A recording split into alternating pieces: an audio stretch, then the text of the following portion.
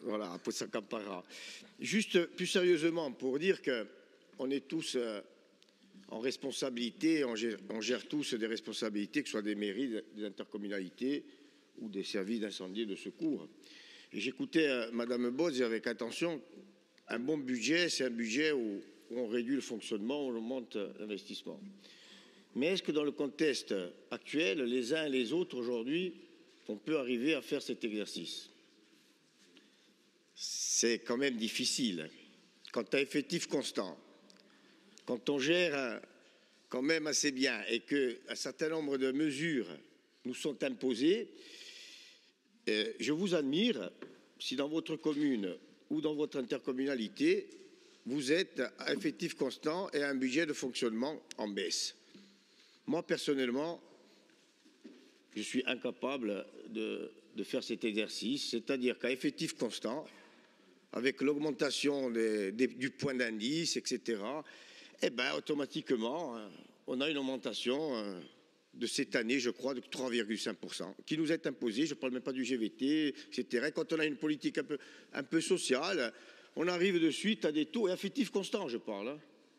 Donc, je regarderai avec attention les budgets de votre commune et de votre intercommunalité. Si j'y vois une baisse du fonctionnement, je vous féliciterai. Parce que pour moi, c'est impossible. Ça m'est quelquefois reproché. Mais je ne pense pas que ce soit possible pour beaucoup de personnes, ni à la CAPA, ni à la CAB, ni ailleurs.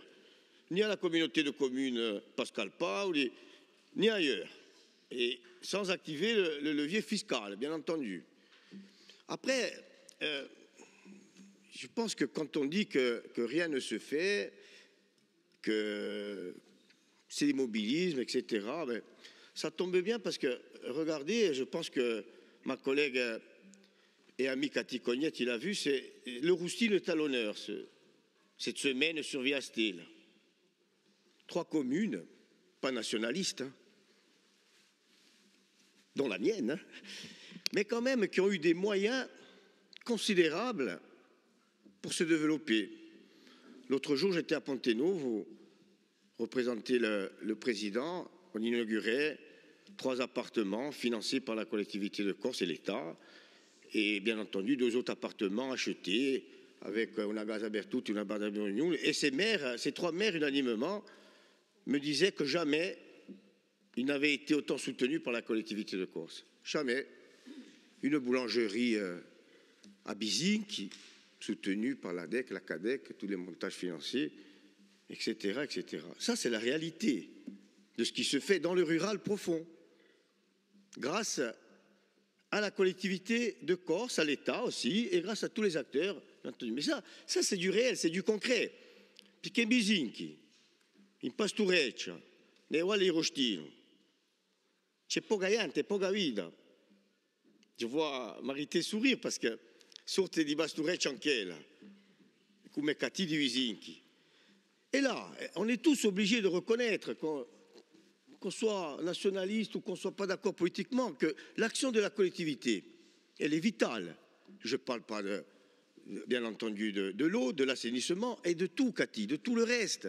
Et je pourrais parler aussi bien de Morosa et di Gampile et di tutti sti paesoli, qui aujourd'hui, c'est nous qui sommes là, présents. Et l'action pour ces maires et pour ces villages, elle est considérable.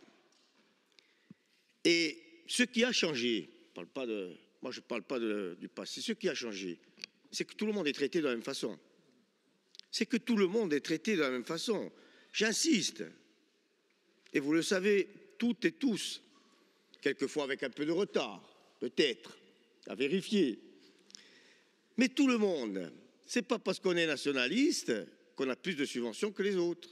Et ce n'est pas parce qu'on ne l'est pas qu'on en a moins. Tout le monde lo stesso. Mi pare, en tutti i casi, c'est ce qui me remonte des maires qui ne sont pas nationalistes. Pour aller après, dans ce que j'ai connu, dans un passé très proche, 23 millions d'euros de crédits de paiement sur le chemin de fer. C'est énorme. C'est une révolution. C'est quelque chose qui a été impulsé. C'est un choix politique très fort.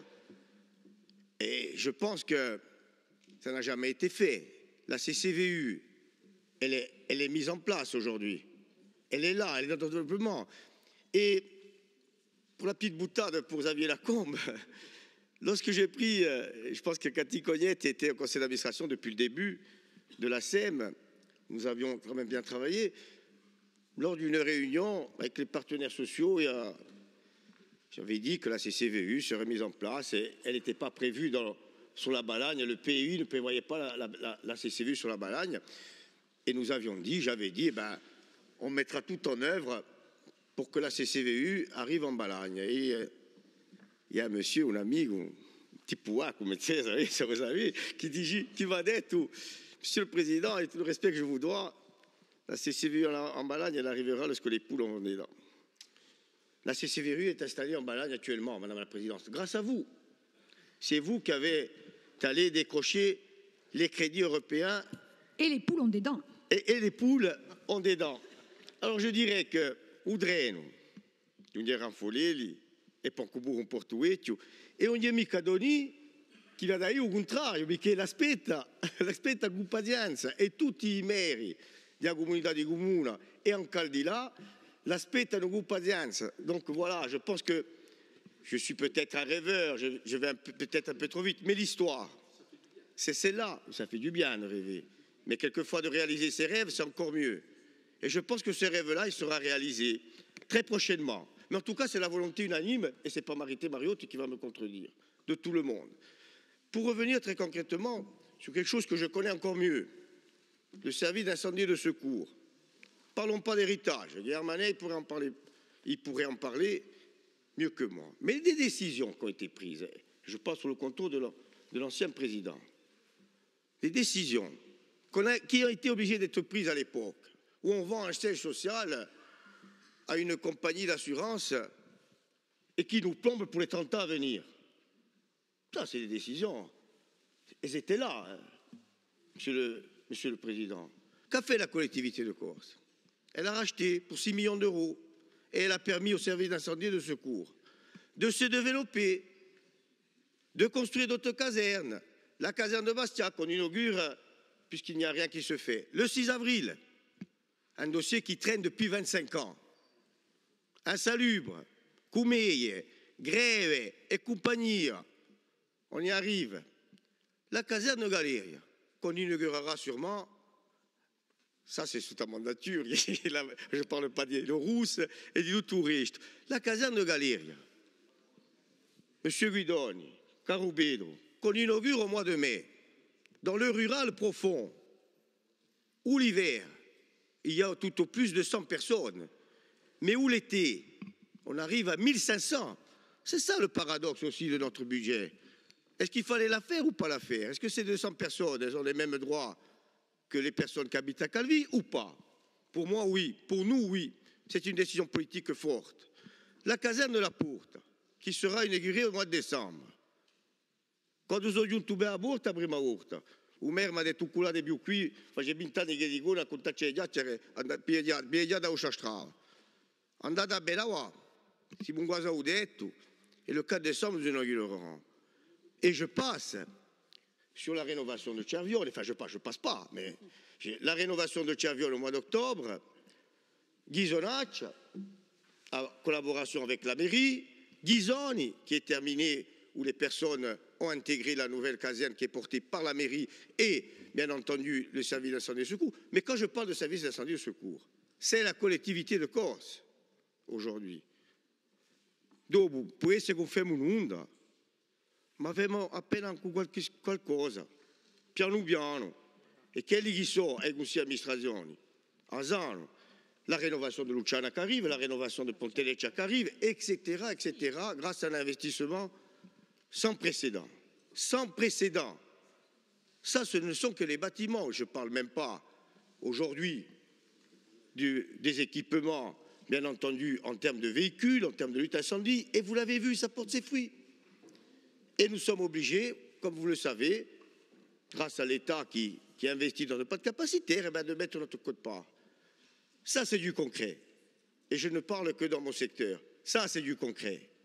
Quand on change la vie des gens, quand comme pas plus tard qu'avant-hier, quand vous équipez vos ambulances de nouveaux systèmes qui sont révolutionnaires en termes de santé, en termes de secours à la personne. Ça, c'est du concret. Voilà, Monsieur le Président. Et donc, bien entendu, Véronique Arrigui s'associe avec moi parce que tout ce qui est fait dans le 2B est fait dans le 2A. Vous nous donnez les moyens de faire et nous faisons vite.